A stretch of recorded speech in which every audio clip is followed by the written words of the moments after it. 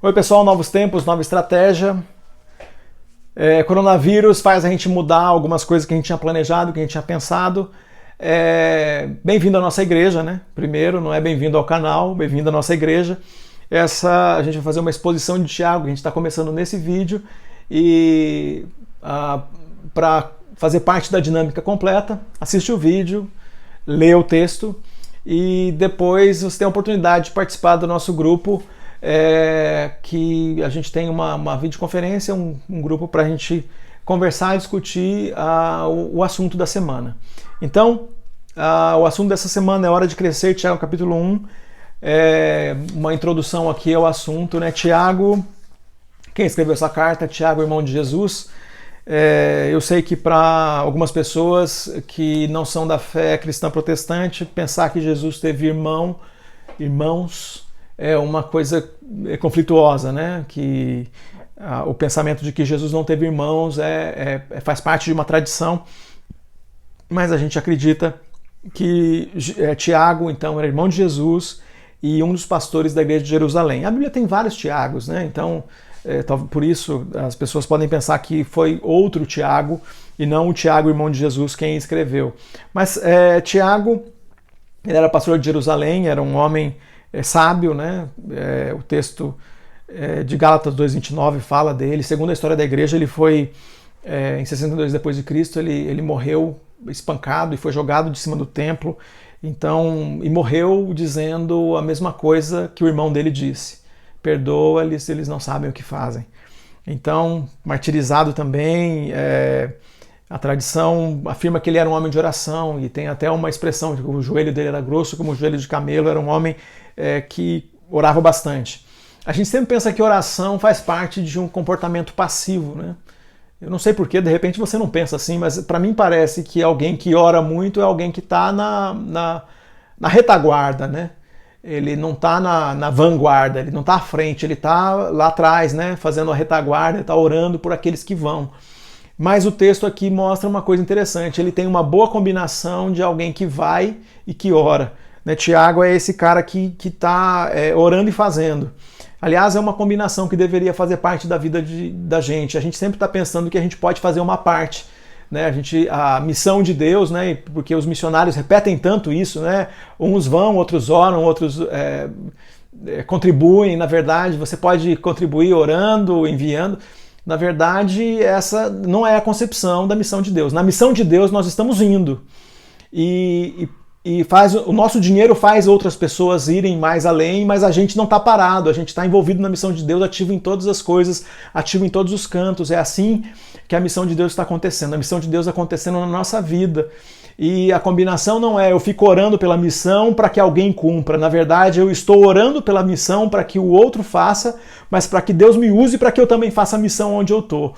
Porque se tem sentido um missionário interagir com outra cultura, lá onde ele está, lá no outro país, lá no outro lugar, tem sentido o missionário fazer isso, então tem sentido eu também fazer isso onde eu estou. Se tem sentido o missionário ir nas festas, conhecer o vizinho, falar de Jesus para as pessoas em cada oportunidade que ele tiver, por que não tem sentido eu fazer isso? Por que eu não conheço o meu vizinho da frente? Por que eu não falo de Jesus para as pessoas que estão no meu entorno? Por que tem sentido alguém fazer missão e eu orar por essa pessoa para que ele conheça pessoas e fale de Jesus lá no Amazonas, lá na África, lá no mundo muçulmano, e não tem sentido eu viver isso ou fazer isso aqui? Então, Tiago é esse cara que combina as duas coisas, que fala que fé ela combina com crer e fazer, ela combina com orar e fazer, ela tem uma combinação de um jeito poderoso. Então nossa igreja tem esse caminho missional, essa intenção de fazer com que a oração esteja alinhada com o que faço, a vida esteja alinhada com o que falo, a vida esteja alinhada com o que penso. Então esse é o desafio. Então Tiago é uma carta que tem tudo a ver com esse momento nosso de igreja, que a gente precisa descobrir como é que a gente vai viver e ser igreja para a cidade, ser igreja relevante nesse ambiente que é a cidade. Então o texto tem mais de 50 imperativos, né? Tiago não está pedindo, não está falando pensa sobre isso, considere tal coisa, não está falando isso não, ele está dizendo vai lá, arrebenta, vai e faz. Ele tá praticamente ordenando, dizendo, cara, vamos pro pau, vamos lá. Dá para fazer, dá para acontecer, então ele não pede. ele insiste para que as coisas aconteçam. Tem citações no Antigo Testamento, tem 5 citações no Antigo Testamento, citação direta, mas tem alusões, outras alusões ao Antigo Testamento e alusões ao Sermão do Monte também. Tiago escreveu para os judeus que viviam fora da Palestina, provavelmente aqueles que saíram no começo da história da igreja, Jerusalém, teve a dispersão ali inicial. Aquela dispersão inicial, parece que Tiago está escrevendo para essas pessoas. Ele pode estar escrevendo para outros também, mas ele está escrevendo para judeus que tinham a fé, que eram irmãos e que viviam fora de Jerusalém. Está escrevendo para essas pessoas, para os que são da fé. Mas ele também escreve para quem não é crente, porque ele fala para os ricos, né? Capítulo 5, versículo 1 a 6, fala, e os ricos? Como é que você vai lidar com isso? Então, ele está escrevendo para todo mundo, ele está desafiando todo mundo a uma caminhada de fé.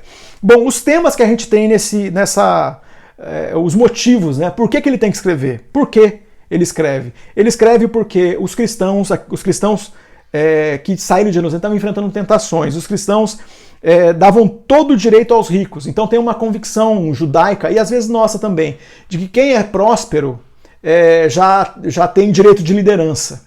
Não, então lembra da questão do jovem rico, é uma chave para a gente interpretar isso aqui. O jovem rico, na hora que ele está lá conversando com Jesus, e Jesus fala, falta uma coisa. E aí ele vai embora entristecido, né? Porque Jesus fala para ele, vai e vende tudo que você tem e dá aos pobres. Quando ele sai entristecido, tem uma conversa de Jesus com os discípulos, que falam, como que a gente vai conseguir? E aí Jesus fala, tudo é possível, né? É mais fácil um camelo passar pelo fundo de uma agulha do que um rico entrar no reino dos céus. E aí os discípulos falam, mas como que a gente vai conseguir? Porque sinal de bênção para o rico, sinal de bênção é uma pessoa ser rica. Então significa que a pessoa já é rica, então significa que ela já tem o reino dos céus. Então essa é a concepção judaica. A pessoa é muito abençoada nessa vida, também é abençoada na eternidade. Então é essa mentalidade. Essa mentalidade está no judeu e estava nesses caras aqui, que acreditavam que o rico tinha direito só por ser rico. E algumas pessoas então estavam sendo roubados e enganados pelos ricos. Esse era um problema daquele povo lá. Parte das pessoas falavam e nada faziam. Então ele fala das obras. Esse é um assunto que a gente vai conversar aqui. Então ele está falando de gente que fala e não faz, e ele está falando de pessoas da igreja que estão competindo por cargos de liderança. Falava também que os membros não viviam de acordo com a profissão de fé. Então lembra que eles falam uma coisa e fazem outra, pensam de um jeito ou ensinam de um jeito, mas fazem de um outro jeito. Então uma hipocrisia aí, outros conflitos na congregação e uma mentalidade mundana, né, que as pessoas estavam vivendo. Então Tiago escreve para enfrentar isso. Bom, não preciso nem dizer que esses temas são tremendamente atuais, tem tudo a ver comigo, com você, tem a ver com a igreja. Quando eu falo isso aqui, você já lembra do rico que abusa do pobre, lembra do pobre que pensa que o rico tem direito só porque já tem dinheiro, do rico que acha que tem todo o direito porque vai te dar uma carteirada, dizer que você sabe com quem está falando, aquelas coisas que a gente já sabe. Mas então o Tiago está tratando de questões que são extremamente atuais. E eu queria fazer umas perguntas. Será que esses problemas, a discussão para o nosso grupo lá, o grupo de conferência, a nossa sala de bate-papo, a gente vai entrar junto, um grupo dentro do Zoom, para a gente conversar sobre isso. Será que esses problemas não são semelhantes nas diversas igrejas que temos hoje? Não temos em nossas igrejas pessoas que sofrem por alguns desses motivos que eu mencionei agora há pouco? O mundanismo não continua sendo um problema sério. O mundanismo é o seguinte, é pegar aquilo que a sociedade está vivendo e trazer para a nossa vida. Então a gente tem que enfrentar, a Igreja de Jesus, ela enfrenta um problema. A religião diz uma coisa, a sociedade diz uma coisa. Jesus quase sempre diz outra, diferente da religião, diferente da sociedade. O que é que Jesus está dizendo para a igreja? Então como é que a gente pode enfrentar essa situação que a gente está chamando de mundanismo? O mundanismo é o que a sociedade está dizendo, nós trazemos para dentro da igreja. Nesse sentido, a cidade de São Paulo tem o pecado da cidade. O que é que a cidade de São Paulo faz e vive que nós estamos trazendo para dentro da vida da igreja que a gente deveria enfrentar? A gente não pode aceitar que seja assim. Eu acho que a gente aceita que as pessoas sejam viciadas em trabalho. Eu acho que isso está errado. Eu acho que vício é vício, até o vício em trabalho. E de vez em quando a gente celebra isso aí. Antigamente, eu me lembro, na igreja do meu pai era o problema. Se a pessoa está fazendo hora extra, trabalhando no domingo e não vinha para a igreja, tudo bem. Agora, se alguém estivesse jogando bola, alguém estivesse dormindo, alguém estivesse fazendo alguma coisa, Ah, isso não estava legal. Isso eu me lembro dessa conversa, isso não podia. Então, olha só, trabalhar pode. Então a pessoa não está vivendo uma vida de família, trabalhando compulsivamente, ninguém fala nada. Agora, se ela estiver divertindo, se ela estiver recreando, se ela estiver vivendo uma outra coisa que não está na igreja naquele momento, aí é um problema. Olha só, Jesus não fala nada disso.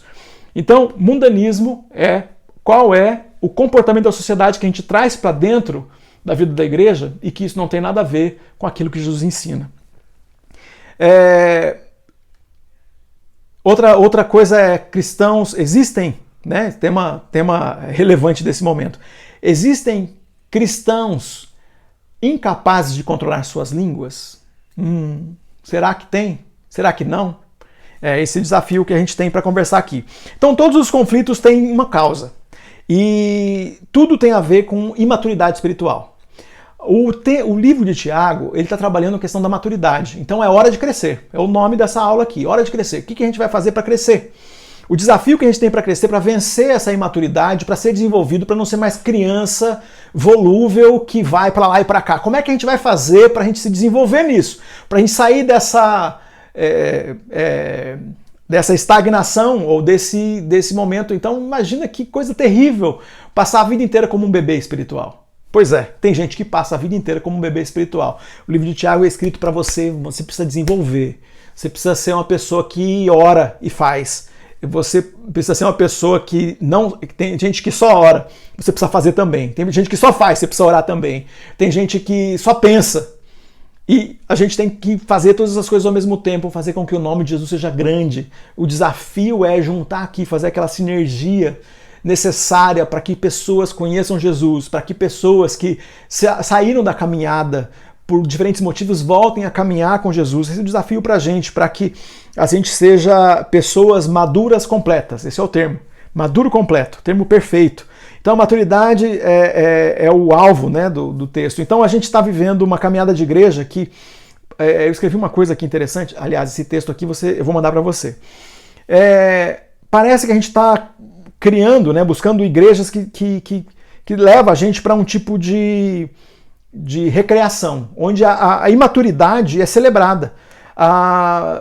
Parece que a gente quer que o tipo de igreja seja um ambiente que recreia a gente.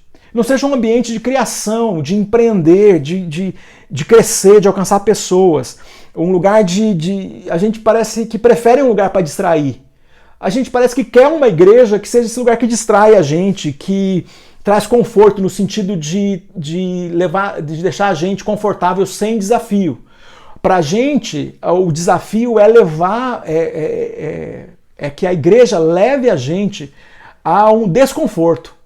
O desconforto no sentido de tirar a gente da zona de conforto para levar a gente de encontro com o perdido, porque a missão de Deus não é para um missionário, não é para o pastor, a missão de Deus é para quem é discípulo de Jesus. Então, a igreja, se é para aparecer com alguma coisa, não é com um lugar de recreação, não é para estar com tudo top para você ficar bem à vontade.